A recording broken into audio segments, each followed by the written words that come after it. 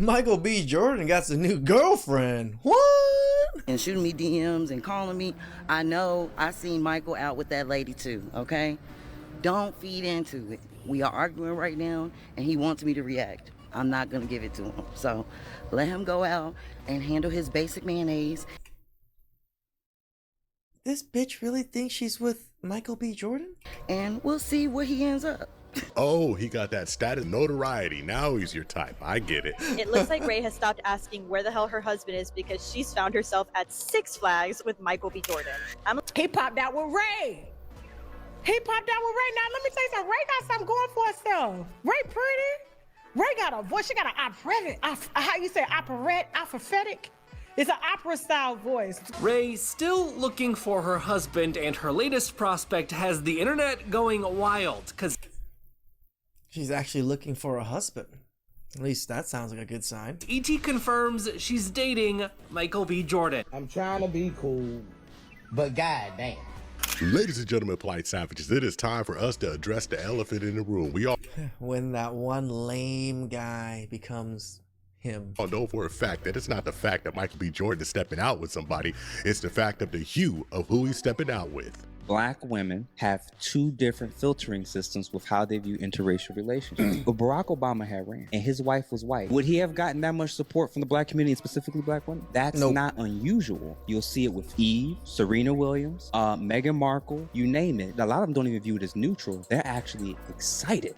Much like revenge, self-improvement, and an inevitable outcome. It's kind of like that in the Asian community too. Like when Asian women marry white men, nobody cares. But then when an Asian man tries to marry a white woman, I was like, ooh. Outcome of such is a dish served very cold.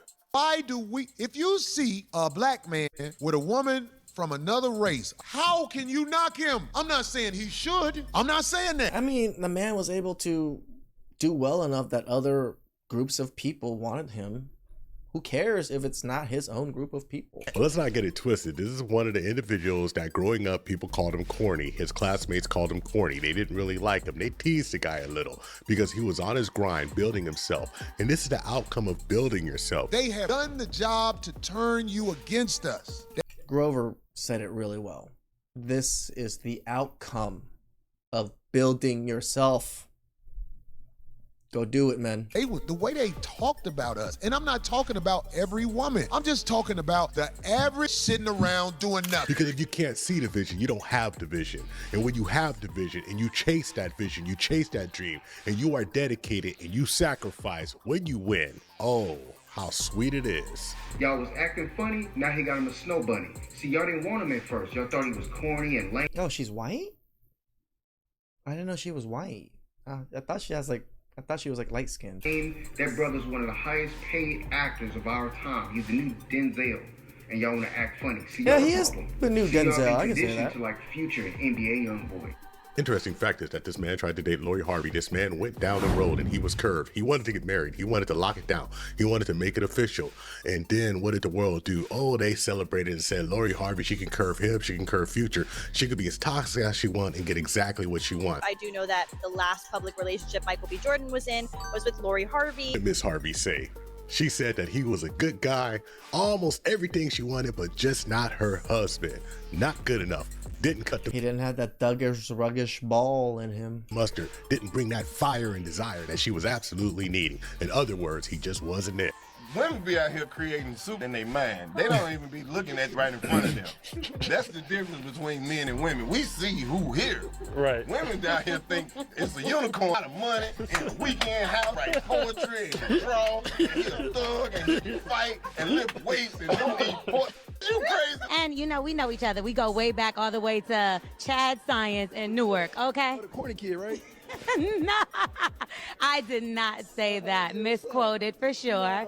No, you did not hear me say. But the confusing thing is people saying all the good guys are gone, but the good guys aren't gone. What happened is that you walked by the good guy. You told the good guy that you didn't want to be with the good guy. And then when you wanted to be with the good guy had found somebody else because guess what? They're good guys and they get scooped up.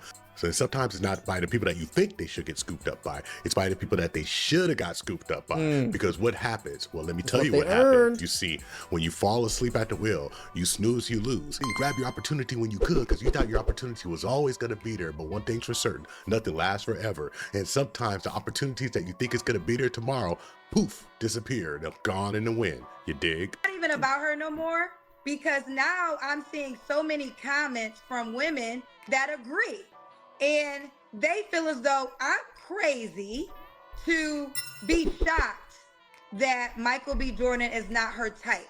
Kendra, nobody understands why you're shocked, because we all understand that Michael B. Jordan doesn't fit that Tupac in a boardroom stereotype that a lot of these ladies just love. You see, something shifted back in the 80s when the D-Boy got the money, when the D-Boy got the fame, and when people started looking at the D-Boy and started giving the D-Boy love when he came from jail, love when he was out on the streets and he was buying things with that illicit money, and the good guy, the square guy, the guy who did it the right way, he was not celebrated anymore. In the community in the 60s, we were upstanding, strong citizens, buttoned up, most married, and now you look at the future, in just a few short years we degraded.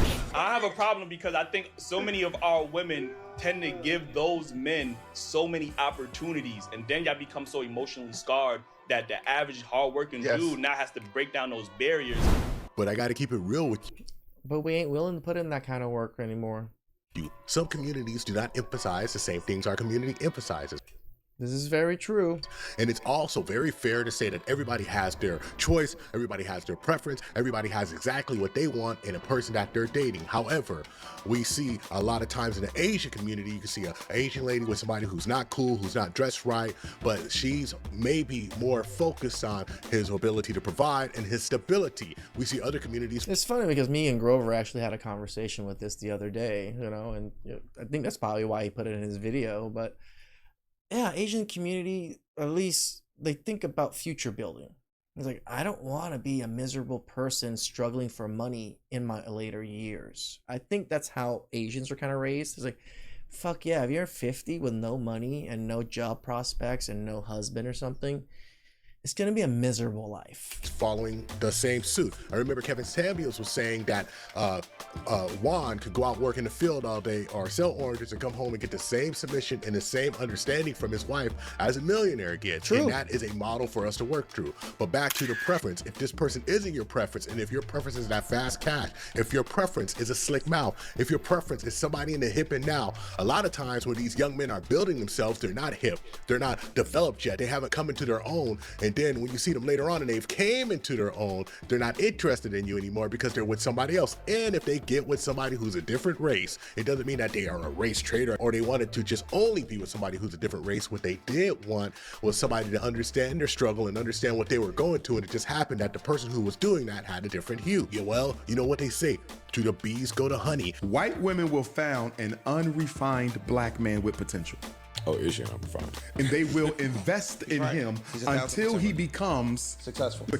Y'all gonna go and make me agree with Dr. Umar Johnson. Right? Black women tend to want a finished product from the beginning. Now, it's a very unfair characterization to say that all black women, they only want the finished product and they don't want to build with men. But the problem is, without proper vetting, without understanding, without being exposed to real men, a man can come to a woman with a good line of game, tell her whatever she wants, and then she starts investing in the wrong man, somebody who's not going to help her build, somebody who's just going to extract resources from her, and then she turns around being bitter. And now she's saying she doesn't believe in the potential. She doesn't believe in struggle love. When she was younger, she was able to do this, but now that she's older and she's at this age and it's a little more difficult for you to get with her, she's not going to date potential. She only wants to date productivity. She only wants to see what it is right now. When a man comes to her and says, hey, I'm trying to build myself, she says, nope, I've seen this before and I'm not here to build anymore. I don't care about a man's potential at all. I don't.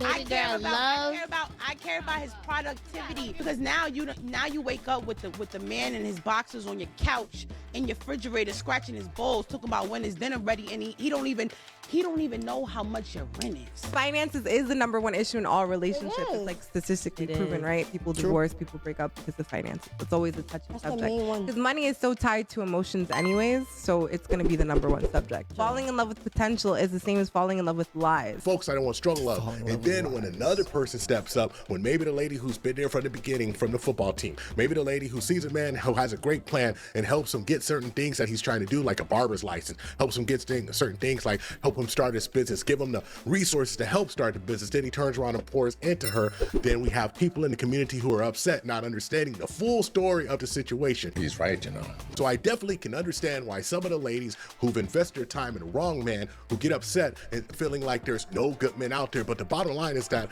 saying that the thing is they invest in the Ray Rays and Pookies. There's no good men out there is absolutely ludicrous. There's no good men that you're able to attract because you spent too much time with the wrong men. Just something about a gangster. I know they're gonna feel me when they see this. Why didn't you marry him? He went to jail. Oh, so you pick and felons. I'm not gonna let you get on here and talk about what black men are not when you pick and dudes that whoop and are felons. See, I'm not gonna sit around and let you women just sit around and talk about hey, black men ain't here and they ain't this, they ain't that. And see, here is something that a lot of folks don't understand. What we're doing, it's all on stage and it's all on display, especially with these social media algorithms that everyone can see. So when you're spending your time with Pookie and Ray Ray over there, and you're not really spending your time with the quality gentlemen who are building themselves, looking at you, understand exactly what the play is, and want to step off. Stop blaming men for your issues. Period. They're not the problem. And the reason why I say that is because if you are going to sit around and say that there's no good men out there, the universe is going to continue to show that to you because that's the frequency you're on. They're going to pop up and you're going to say, see, look, it's a self-fulfilling prophecy to sit around and say that there is not men out there. That's all that's... Well, you're always going to find every fault you can in all the men you find. That's also the other self-fulfilling prophecy. Going to show up. It's impossible for a good man to show up if you think there's no good men out there. Why would they show up? You don't believe they're there. Fact. It's impossible. They're not going to show up. The universe can't cajole you and say, hey, wait, no, he's over here. You're going to keep missing him because you're looking for the bad guy. Church. Just like BGS Ibmore said, one of the things that Kevin Samuels was able to do was talk to the young men, tell them to build themselves and get themselves together. Because in fact, Mr. Samuels was a throwback to when men wore suits and men took care of themselves. And this is what it was before the D-Boy era came in. It's a throwback to prior to, like, I would say 1980, 1985, prior to the crack era. Okay, is because the money shifted. Okay, the crack era caused the money to shift, and so guys like you that wear suits and ties or educate stuff like that became passe. Because if you hear interviews, what do women want? They want drug dealers, they want scammers, they want thugs, right? Yeah. Because that's what's represented, right? Because those are the guys with the disposable money. Before the fast money era came in, and back in these days when a man who was building himself, a man who was a blue collar carpenter, a man who had a 6-figure job but had to go through the ranks, go through college, and build himself up. This was very desirable because, believe it or not, ladies, you can say all the time in the world you don't date potential, but what you're really saying is that you want a finished product to the man who has potential, and he will never, ever invest in you if that is your position. So the bottom line is this: whether it's just that man's preference, whether this is what that man wanted, whether it just fell into his lap, or whether he's trying something new. I gotta quote Mike Jones on this one. You dig? The pair spotted looking at ease while spending the day together, alongside some of Michael's family and friends.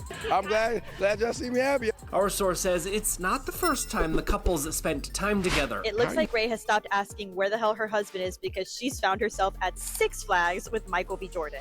I'm Alexa on the scene, and here's the latest possible couple news. Yes, you heard that right. The British singer Ray was spotted on a roller coaster at Six Flags with the one and only Michael B. Jordan. So polite savage is the only thing I can tell you is stay on your pivot. Don't get knocked off your square. Everybody makes mistakes. Everybody chases the wrong lady, but I can guarantee you if you build yourself, if you work to achieve and be the absolute... Guys, I failed for the first 15 years. I was able to rebuild. We all can. The best human being, the best individual, the best earner, and the best achiever that you could be, you will definitely be able to survive the game.